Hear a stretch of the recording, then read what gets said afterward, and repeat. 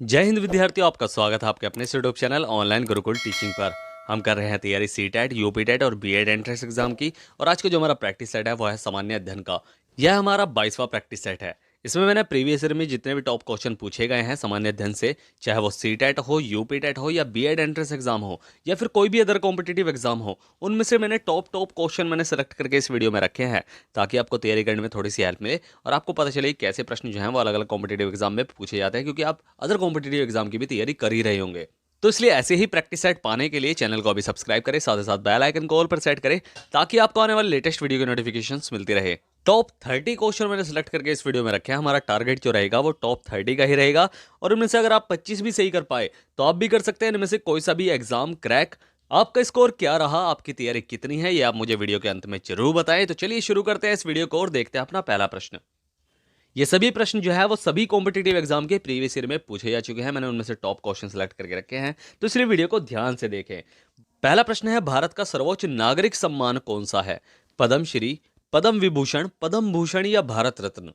तो भारत का सर्वोच्च नागरिक सम्मान जो है वो कौन सा है? वो है भारत रत्न, यानी ऑप्शन जो है वो डी हमारा बिल्कुल सही है। इसकी स्थापना जो की गई थी वो की गई थी 1954 में। कब की गई थी? 1954 में इसे स्थापित किया गया था। यह एक साल में अधिकतम 3 व्यक्तियों को दिया जा सकता है। जो सबसे पहला भारत रत्न प्रदान किया गया था वो 3 व्यक्तियों को ही प्रदान किया गया था। किस किस को? तो सीवी रमन, राजगोपालाचारी और सर्वपल्ली राधाकृष्णन को। इसके अलावा 2 गैर भारतीयों को भी भारत रत्न जो है वो प्रदान किया गया है, खान अब्दुल गफ्फार खां को और नेल्सन मंडेला को। अगर बात की है सही सीक्वेंस की, तो सबसे बड़ा जो नागरिक सम्मान है वो है भारत रत्न, फिर आता है पद्म विभूषण, फिर आता है पद्म भूषण और अंत में आता है पद्मश्री। तो यानी सबसे बड़े से छोटे क्रम में सभी क्रम हैं। तो इस प्रश्न का सही उत्तर है डी। तो बढ़ते हैं अगले प्रश्न की तरफ।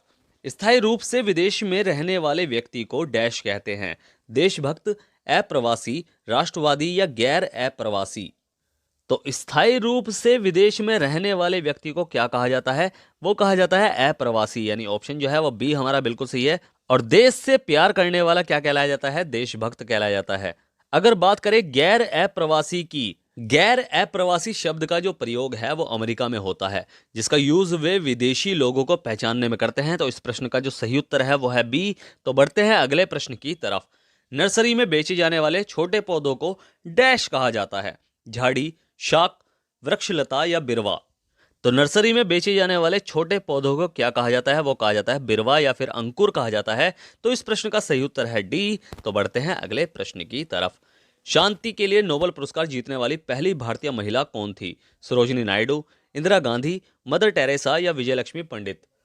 तो शांति के लिए नोबेल पुरस्कार जीतने वाली पहली भारतीय महिला जो थी वे थी मदर टेरेसा, यानी ऑप्शन जो है वो सी हमारा बिल्कुल सही है। इन्हें कब नोबेल शांति पुरस्कार दिया गया था? तो 1979 में इन्हें जो है नोबेल शांति पुरस्कार दिया गया था। तो इस प्रश्न का सही उत्तर है सी। तो बढ़ते हैं अगले प्रश्न की तरफ। अभिनव बिंद्रा निम्नलिखित में से किस खेल से संबंधित है? निशानेबाजी, तैराकी, मुक्केबाजी या फिर टेबल टेनिस?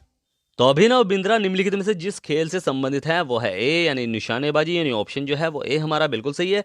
तो बढ़ते हैं अगले प्रश्न की तरफ। वर्षा की बूंदें गोलाकार क्यों होती हैं? पृष्ठीय तनाव के कारण, श्यानता के कारण, वातावरणीय घर्षण के कारण या गुरुत्वाकर्षण के कारण? तो वर्षा की बूंदें जो हैं वो गोलाकार पृष्ठीय तनाव के कारण होती है, यानी ऑप्शन जो है वो ए हमारा बिल्कुल सही है। तो बढ़ते हैं अगले प्रश्न की तरफ। किस तापमान पर जल का घनत्व अधिकतम होता है? 0 degree Celsius, 4 degree Celsius, -4 degree Celsius या 0 डिग्री फ़ारेनहाइट?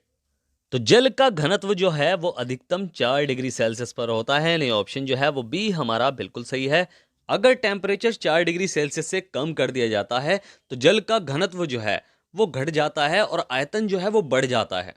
तो इस प्रश्न का सही उत्तर है बी। तो बढ़ते हैं अगले प्रश्न की तरफ। निम्नलिखित में से कौन मालदीव के साथ भारत की समुद्री सीमा बनाता है? Coco Channel, Great Channel, 8 Degree Channel या इनमें से कोई नहीं? तो भारत और मालदीव के साथ जो समुद्री सीमा बनाता है वो बनाता है 8 डिग्री चैनल, यानी ऑप्शन जो है वो सी हमारा बिल्कुल सही है। बात करें ग्रेट चैनल की, तो ये सुमात्रा यानी इंडोनेशिया और निकोबार के बीच जो है वो उनकी सीमा बनाता है। और कोको चैनल जो है वो भारतीय द्वीपों को म्यांमार से अलग करता है। तो इस प्रश्न का सही उत्तर है सी। तो बढ़ते हैं अगले प्रश्न की तरफ। पीर पंजाल श्रेणी पाई जाती है जम्मू कश्मीर में, अरुणाचल प्रदेश में, पंजाब में या उत्तराखंड में? तो पीर पंजाल श्रेणी जो है वो भारत में जम्मू कश्मीर और हिमाचल प्रदेश तक जो है वो फैली हुई है। इसकी जो सबसे ऊंची चोटी है वो है इंद्रासन। तो इस प्रश्न का जो सही उत्तर है वो है ए। तो बढ़ते हैं अगले प्रश्न की तरफ। टीपू सुल्तान कहाँ का शासक था? हैदराबाद, मैसूर, मदुरई या विजयनगर? तो टीपू सुल्तान कहाँ का शासक था? वो था मैसूर का, यानी ऑप्शन जो है वो बी हमारा बिल्कुल सही है। अगर अब बात की जाए कि इसकी मृत्यु की, क्योंकि ये प्रश्न भी एग्जाम में पूछा जा चुका है कि टीपू सुल्तान की मृत्यु कहाँ हुई, तो वो हुई थी कर्नाटक के श्रीरंगपट्टनम में। तो इस प्रश्न का जो सही उत्तर है वो है बी। तो बढ़ते हैं अगले प्रश्न की तरफ। लौह और रक्त की नीति किसने अपनाई? बलबन ने, अलाउद्दीन खिलजी ने, मोहम्मद बिन तुगलक ने या बाबर ने? देखो, इस प्रश्न में लौह और रक्त की नीति अपनाने वाले दो व्यक्ति हैं, लेकिन अगर बात की जाए, अगर क्वेश्चन को थोड़ा सा चेंज कर दिया जाए कि लौह और रक्त की नीति किसने सबसे पहले अपनाई, यानी फर्स्ट कौन था जिसने लौह और रक्त की नीति अपनाई थी, तो वो था बलबन, यानी ऑप्शन जो है वो ए हमारा बिल्कुल सही है। सेकंड किसने अपनाई थी? सेकंड अपनाई थी अलाउद्दीन खिलजी ने।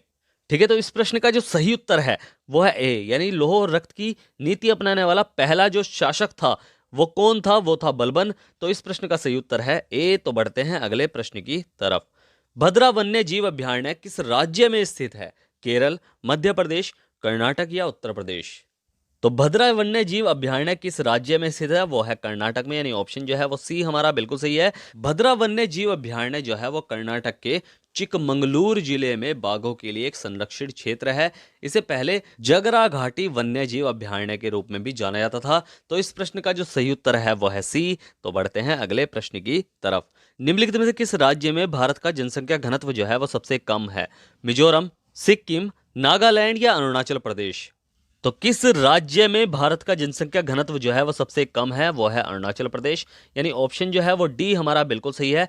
अरुणाचल प्रदेश का जो जनसंख्या घनत्व है वो है 17 व्यक्ति प्रति वर्ग किलोमीटर। अगर बात की जाए सबसे अधिक जनसंख्या घनत्व की, तो सबसे अधिक जनसंख्या घनत्व जो है वो जिस राज्य का है वो है बिहार। तो उसका जो जनसंख्या घनत्व है वो है 1102 व्यक्ति प्रति वर्ग किलोमीटर। और अगर पूरे भारत की बात की जाए तो पूरे भारत में जनसंख्या घनत्व कितना है वर्तमान में? तो वो है 382 व्यक्ति प्रति वर्ग किलोमीटर।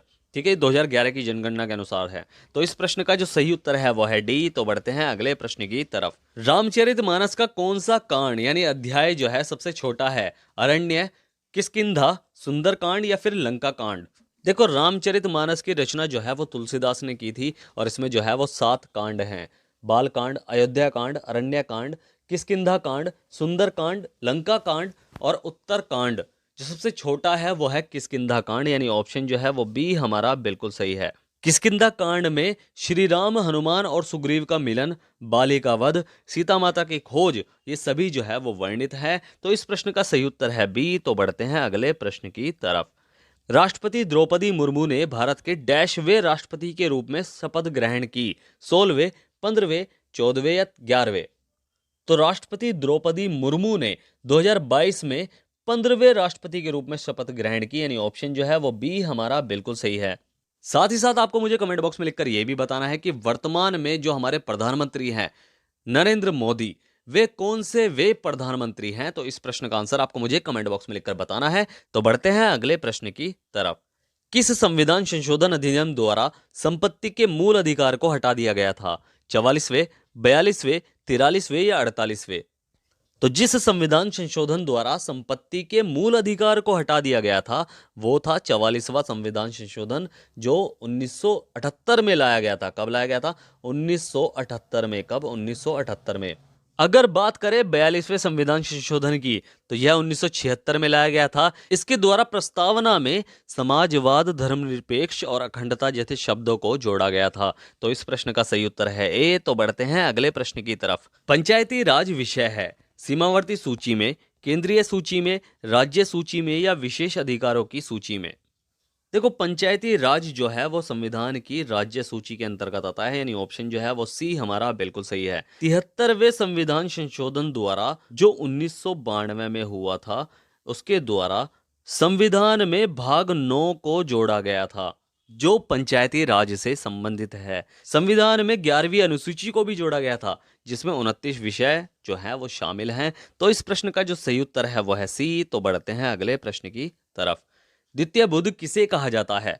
पद्म संभव को, मैत्रेय को, अवलोकितेश्वर को या फिर अश्वघोष को? तो द्वितीय बुध किसे कहा जाता है? वो कहा जाता है पद्म संभव को, यानी ऑप्शन जो है वो ए हमारा बिल्कुल सही है।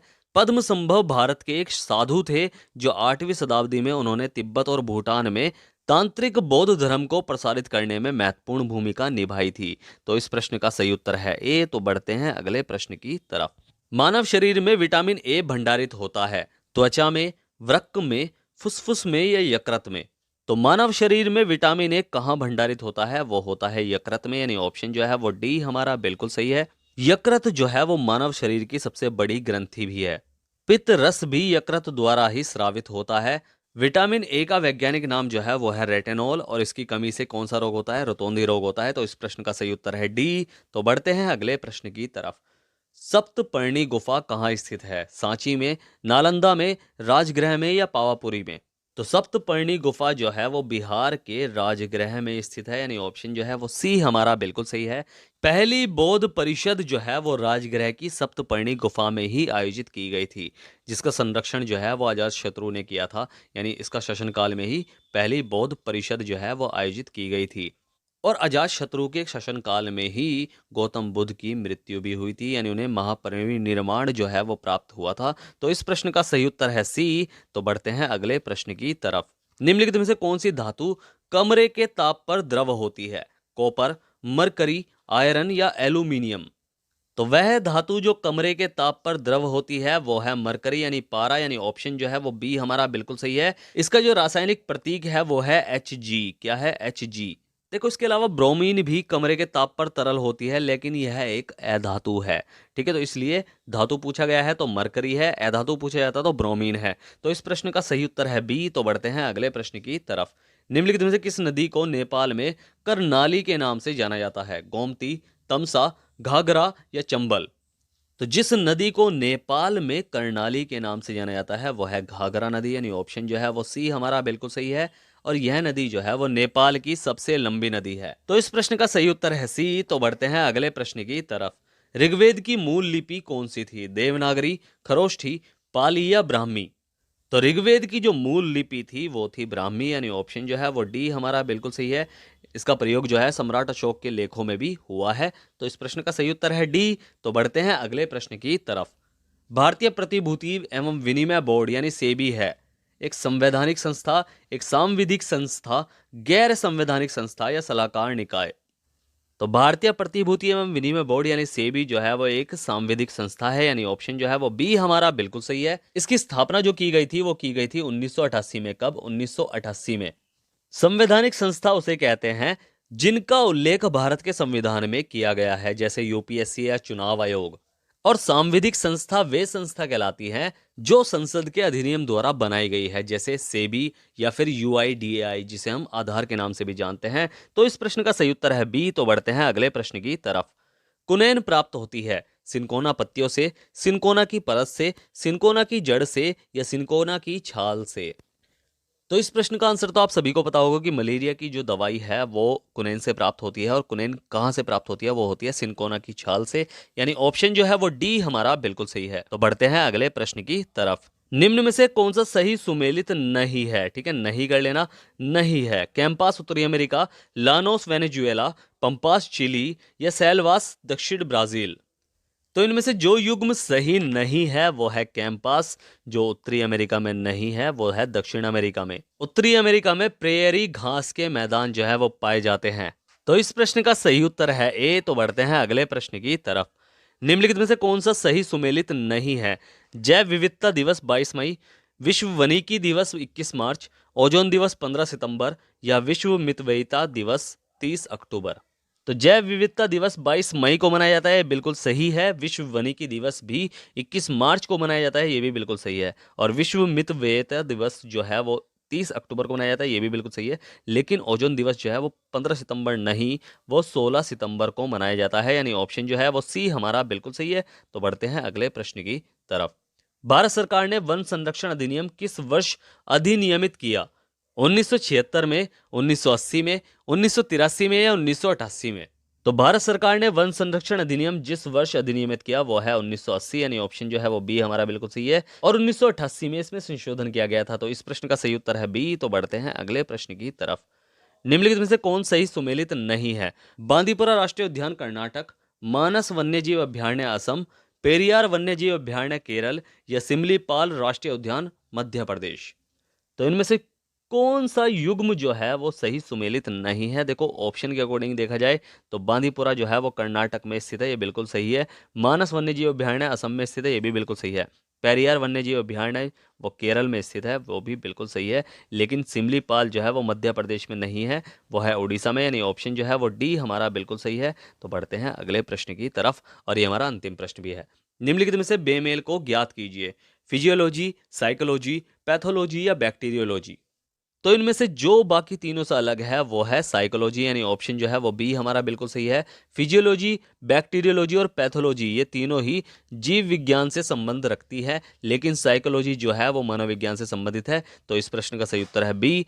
तो यही प्रश्न जो है वो अलग अलग कॉम्पिटिटिव एग्जाम, चाहे सीटेट हो, चाहे यूपीटेट हो, चाहे बीएड एंट्रेंस एग्जाम हो, और साथ ही अदर कॉम्पिटिटिव एग्जाम हो, उनमें पूछे जा चुके हैं। तो आपकी तैयारी कितनी है, आपका स्कोर क्या रहा, ये आप मुझे कमेंट बॉक्स में लिखकर जरूर बताएं। और नरेंद्र मोदी भारत के कौन से वे प्रधानमंत्री हैं, इसका आंसर आपको मुझे कमेंट बॉक्स में लिखकर जरूर बताना है। तो ऐसी वीडियो मैं आपके लिए लेकर आता रहूँ। ऐसी प्रैक्टिस सेट पाने के लिए चैनल को अभी सब्सक्राइब करें, साथ ही साथ बेल आइकन कॉल पर सेट करें, ताकि आपको आने वाले लेटेस्ट वीडियो की नोटिफिकेशन मिलती रहे। तो मिलते हैं फिर अगली वीडियो में, तब तक के लिए bye bye, tata, see you, जय हिंद।